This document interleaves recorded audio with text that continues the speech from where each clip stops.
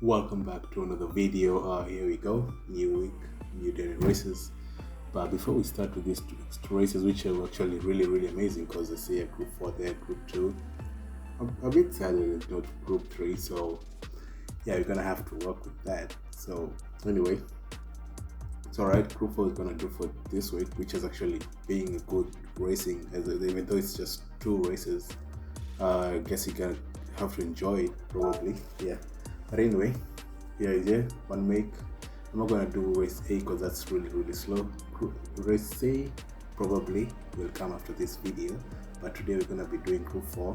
But we saw before we start that we're gonna have to reminisce on last week's races. This is actually before the races turn over, and I'm gonna have to do two races because yeah, it was enough time to do two races. So because this is the time around 10:30, because the races roll over around 11 a.m. Gulf time or something like that. But anyway, turn one, okay, not really that bad. Now, which are trying to warm up the tires going down to Radion and Eau Rouge. Okay, it is the theme of the video. Just 3 laps again, long spot, and the Belgian goes wide. I think we should have known this track, or this is where Spa Francorchamps, I think I say that right. This is in his country, so yeah, there's that. But anyway, the German in front of me gets a penalty because of exceeding track limits. Almost went in for the move, but anyway, I had to break up early because it wouldn't really have made sense to make a dive bomb by the end by being that far behind, and also it would have been mad for sure. But anyway, so far so good. Gained a free position, I might say. And yeah, the German is a little bit slow through that corner over there to turn 5, I think, turn 6, turn 7 there. But anyway, going down, it hasn't been really that much of eventful racing, but it's gonna come up here as the British guy gets a little bit slow through this really fast right left-handers, I would say. And the German wants to pass through. I don't know why he's so much in a hurry, but anyway, it is racing. You're gonna have to. Oh, as it breaks a little bit too much. Yeah, it makes me go almost going to the back of him. You don't want that right here, because even though we don't have penalties at the moment, because it still was a slipping, we're only giving people exceeding track limits as they go in for the dive bomb. Not really dive bomb, but he was a little bit too wide from there, and I do make the move down. So lap 1, 2 positions, 3 positions gain, I might say. I see he's there on the radar trying to get the positions back, but I'm going to cover him off because this corner right here is not really the greatest when your tires are really like half ready. Even though it's a 1 lap, still for some reason it gets a little bit longer for the tires to get warmed up. The Bobby here in the Mazda Vision, I think, the Gt3 Vision car, for some reason it's a V12. It has screaming. Oh, is it a V12 or is it a rotary? I think it is a rotary because it's screaming really loud because I can't even hear my car right now. And he gets a little bit too loose there through that corner, and I have the outside, take the position back going down to Radion and up to Eau Rouge, so that's a good thing. Another position gain, so probably we might get to the guys in front of me. I'm gonna have to forward it a little bit, because even if there's a person getting a penalty right there, I think it's a French guy, yeah, the French driver getting a penalty right there. Spain is going to go through. Also, I think somebody else has a penalty because of exceeding track limits, and I think that's the Spaniard right there, and that's what we're supposed to be doing. And by the time we get here, we do catch up to the French guy who was using a Beetle, which is really kind of a weird car to using on this kind of track, because this track has a lot of straights, and the Beetle is not really go down straight speed as in acceleration and things like that. As I say, I already caught up to him. Even if he had the pointless penalty, he would have been still fighting with the Spaniard right there, and had to go with the move there because I didn't want to lose time. I just wanted to get to the guys in front of me. So far so good. We've gained 4 positions from where we started. Oh, and I see him coming back there for a move, still tailgating for some reason. But I'm going to go into the middle. I'm going to go a little bit too defensive for this. And yeah, he does probably tries to hang out from the outside, but not really too much. It's not really going to happen. I'm going to just take the driving line completely, and it's going to go a little bit too wide there. And I think he's going to get a penalty for that. And yeah, I think I'll look back a bit. But no, anyway. Moving on a little bit to the end of the lap, because I tried to catch up with these guys right here and didn't really work out. But look at this. Oh, the other French guy getting a little bit out of hand in the Mercedes, I think so, and crossing a last finishing line. Sorry, I might say, I can't even speak sometimes. In P5, 4, so gain 5 positions from that. Fastest laps, clean race, and yeah, we move on to the next race, the second race to the beginning of this week's daily races. As I said, okay, we're gonna go again with the Lexus code. Okay, Lexus guy stepping off in P12, not the greatest, but still in a good lobby because I see some A-rated players right there. So 3, 2, 1, and off we go. The Spaniard in front of me, we think was in the previous race. I'm not really sure about that. Probably was, probably isn't. Probably, I don't know. Oh, there's a Swiss guy right there getting out of hand for some reason. Or maybe he's away from the wheel. I can't say away from keyboard because this is not a keyboard and mouse kind of game. But anyway, going down to Radiano Rouge, again, a free position gain up to P11. So hopefully the guys in front of me, the two drivers driving the Supras, the Spaniard and the bridge driver, hope they don't get a little bit too wild. The Spaniard decides whether to go for the left or the right side, but said to go to the right side. And at the braking zone, they're side by side. I don't know who's going to give the other one the way. Oh, and the Spaniard goes a little bit too wide, pushes the bridge guy away, almost getting kind of almost knocked out. And I think the British guy goes into the wall right there, yeah. He kind of loses it because he drops down a little bit too far behind, and the Russian gets positioned there, getting to the Croatian guy here and the Italian. The Italian is in the Gt4. I think it's one of the good best cars you can use there because of the straight line speed. And by the end of lap 1, starting of lap 2, nothing really much happened. Just the Spaniard being a little bit too break, kind of a little bit too defensive for no reason.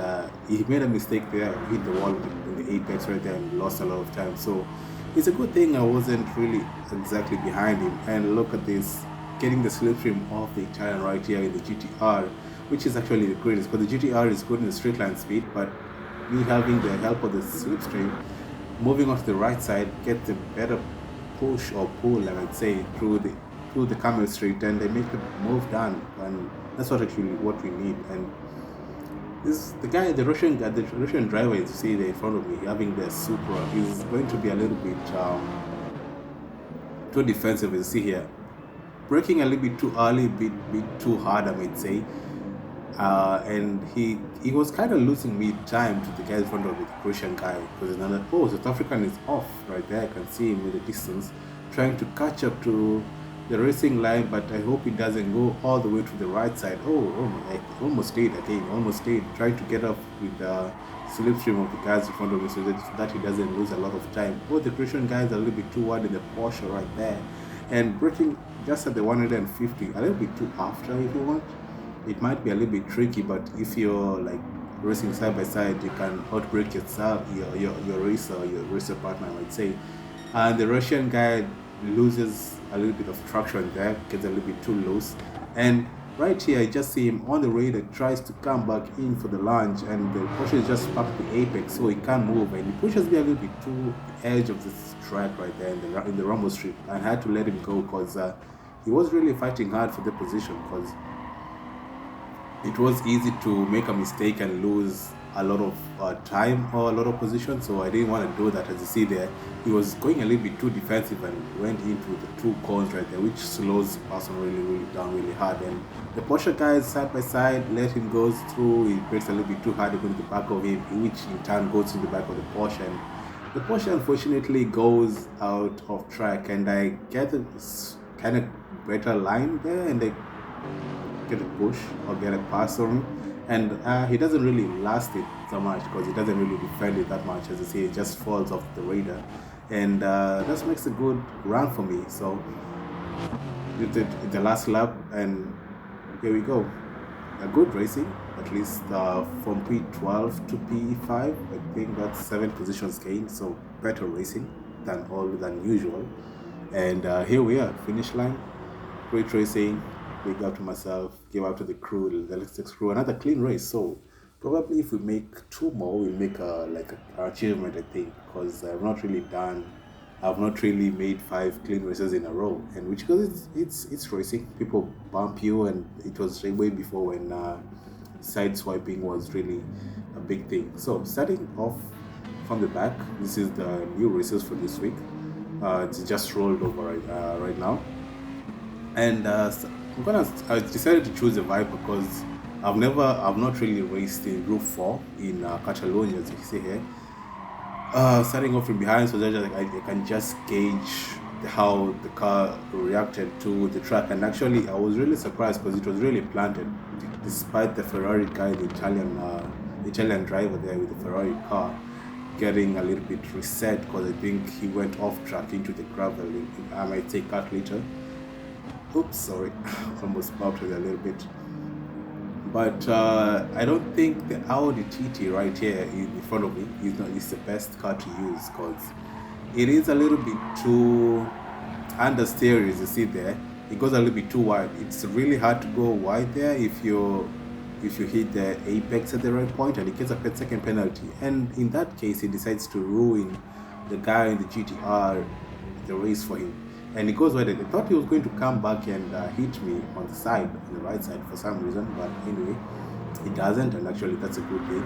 And I'm gonna forward it again to lap 2, the same position again. We find ourselves with the Peugeot right here, which is another front wheel driven car. And I'm gonna say this again and again, these cars should be in their own group or in their own category because yeah, they're really kinda not okay. They are Group 4, but they should be like in Group 4 front wheel driven car. I mean, like a different category because they are a different kind of breed of race cars, and they excel in some tracks, but I don't think it's one of those tracks that they will excel in unless you really know how to like control a front wheel driven car. But anyway, apart from that, we do end up ourselves in beginning of lap 3 behind the Audi TT, but I do like the Viper because of one thing and one thing only: straight line speed and acceleration. Somebody else gets reset there, I just seen that. And the Spaniard right here goes a little bit too, it's fighting for their position. As I said, I started in from the back in this race just to gauge out the lobby and the track with this car, and I actually was really happy about it. And if you're really happy about this video, you can leave a like and a sub to the channel, will be much appreciated. But anyway, on we continue through the very tricky long left-hander right-hander I might say, down into this section right here, going uphill, downhill, and then uphill. He is going to kind of slow me down, I think, but I'm gonna have to make an all switcheroo right here because the guy switching again is really slow through there. He's trying to go on the outside, but he doesn't. He just covers it off again here. He goes a gear down. I don't. I have the better run through that corner because I'm rear wheel driven car, front wheel engine. Like better traction and thing, and I have a lower center of gravity. It goes deep. I go on for the all back switcheroo, and the move is dust and dusted. So trying to catch up with the Portuguese driver and also another Croatian driver. I think we have a lot of Croatian drivers today in this video. But anyway, the Croatian driver decides to go off track for some reason. I don't know why. Maybe he got a little bit too much understeer and he just went straight on. He couldn't really control it. And another point here where the Spaniard went all 4 wheels off the track, and he's going to get a 0.5 second penalty for that. So which is going to make me go all the way up to P8 because he's going to get a second penalty for that. I'm not really going to fight it. It's been a good race. I gained a lot of positions because I started like literally almost like from the back. And so far so good. Good racing. I think this is going to be another clean race, and really appreciate it. We're going to check the checker flag. Okay, P8 as predicted, and here we are. So we move on to the last race of the video, and this is where it's going to be a little bit interesting because the guy in front of me, you see in the McLaren, he's not really in his driver's seat. The driver is there, but the main driver behind the screen is not. And as you see here, the Belgian tries to go behind him, and he notices it just instantly and moves all the way back because it would have been really bad situation if he went to the back of him and he lost a lot of places. He would have been really mad about it.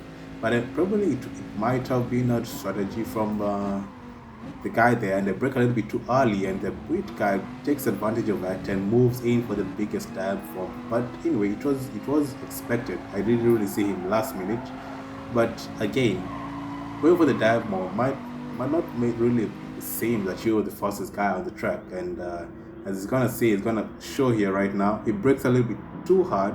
You're not supposed to break that hard. You're gonna like coast it through the corner, and then when you see like a letter F or something on the side of the barrier right there, you're gonna have to accelerate. And look at down here, it goes a little bit too deep. Had to go a gear down again, because I think it's also the first time driving on this track, and he's not really comfortable with it. I'm already comfortable because I went again. You see there, he braked a little bit too much, and the guy here almost spins me around for some reason. I don't know why. The guy in the Scirocco tries to spin me around. He's got a second penalty for some reason, and he's still pushing me wide.